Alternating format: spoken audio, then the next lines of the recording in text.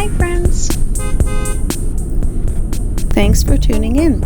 If you like this video, please give it a like, comment below, and take a moment to subscribe to our channel.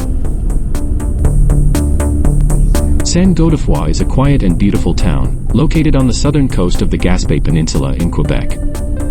If you love charming, peaceful places surrounded by nature, this is the spot for you.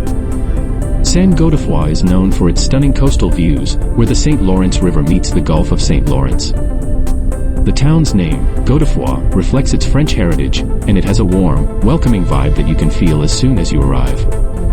One of the main attractions here is the Saint-Godefroi Lighthouse, which stands tall along the coast, guiding ships safely along the river.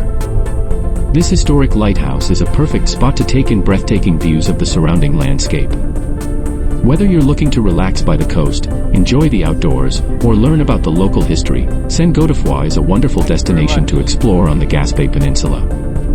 It's the kind of place where you can truly slow down and appreciate the simple beauty of life by the sea.